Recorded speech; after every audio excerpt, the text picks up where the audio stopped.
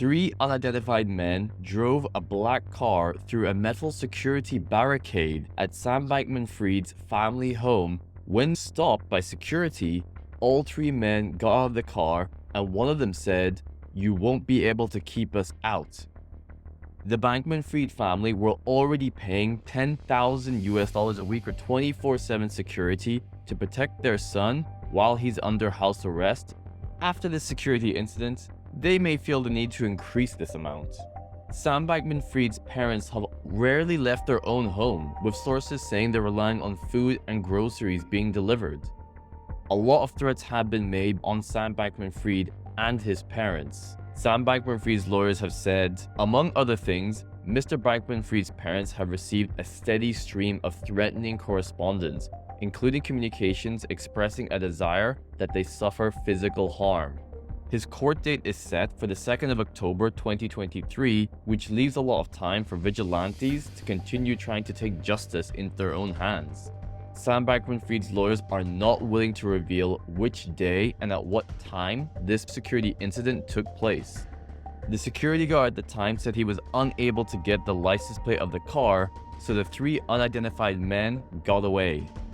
It's for reasons like this that Sam Bankman Fried's lawyers claim, given the notoriety of this case and the extraordinary media attention it's receiving, that individuals that secured SBF's historic $250 million bond should remain confidential.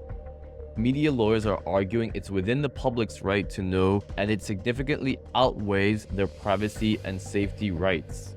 These media lawyers, which are representing publications like Reuters, Bloomberg, and the Financial Times, wrote to the New York District Court Judge, Lewis Kaplan. They're claiming since the Bankman Fried family share close ties with some of the wealthiest and most politically connected individuals in the world, if we don't disclose who the $250 million bond guarantors are, it could undermine public confidence in the US government institutions.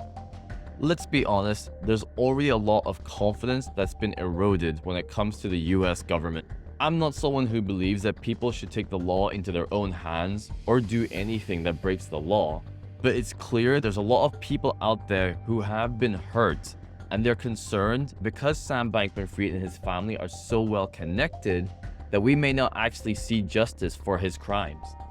We can see how well Sam Bankman Fried is connected by looking at a public spreadsheet shared by OpenSecrets.org, a non-profit that tracks US campaign finance and lobbying. The vast majority of donations he's made has gone to Democrats. Sam Bankman Fried donated $46.5 million and ranks second only to Democratic mega-donor George Soros. CoinDesk also identified 196 members of Congress who took cash from Sam Bankman Fried or other senior executives at FTX. This is more than 1 in 3 of the 535 senators and representatives in the US Congress. Of these 196 members of Congress who accepted campaign contributions, 73% of them didn't respond to CoinDesk's request for comment, so it's unclear what they're planning on doing with the money.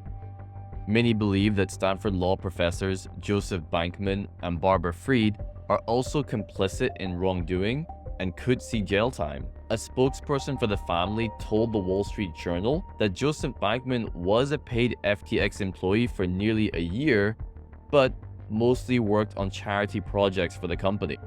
However, it's the fact that both Sam Bankman Fried and his parents bought property in the Bahamas, believed to be worth around $121 million.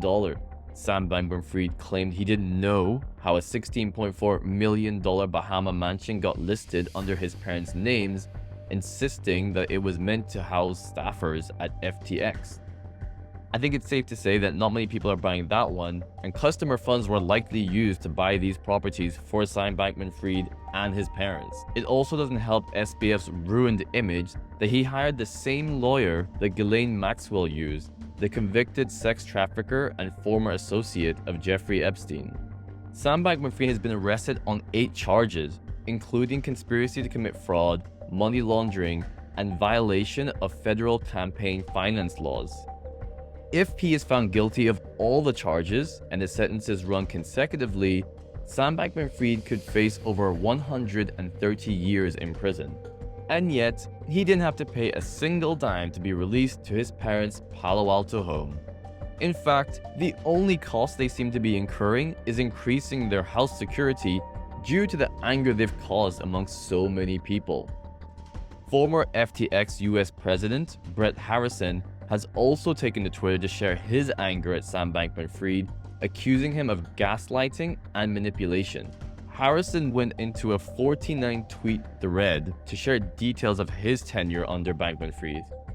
One particularly interesting tweet spoke of how Harrison was initially sympathetic towards Bankman-Fried's unfavorable leadership, stating he thought addiction and mental health problems could have been a contributing factor.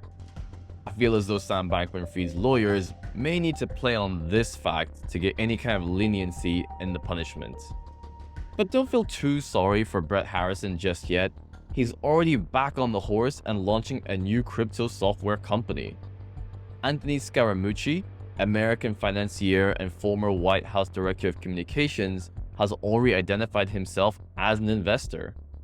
Scaramucci was also affected by FTX since his investment firm, Skybridge Capital, received $40 million from Sam Bankman-Fried's FTX Ventures in September 2022 in exchange for a 30% stake in the investment firm. I had a close relationship with Sam Bankman-Fried. I considered him a friend. So I have to tell you that the betrayal and fraud, it's bad on a lot of different levels. It certainly hurt me reputationally. I felt close to him, and I felt close to his family. Another angry investor is Mike Novogratz, the CEO of Galaxy Digital, who said that he wants to punch Sam Bankman-Fried in the face. I'm sure you're not the only one, Mike. And perhaps one of the reasons that unidentified man keeps showing up on Sam Bankman-Fried's doorstep is because he keeps tweeting about his innocence. SBF has now even taken the time to start his own Substack blog sharing his version of events. It really is incredible that Sam Bankman-Fried's lawyers haven't been able to get him to stop talking, because everything he says can be used in the court of law, so he better be careful of what he says. Crypto Twitter has not been amused. They can see this guy is just doing everything he can to come across as a complete idiot that was taken advantage by other people. At least the one good thing coming out of all of this is the steady stream of high-quality memes to keep us going until his 2nd of October 2023 court date. Don't miss out on anything important. Subscribe to stay up to date with entertaining summary videos like this.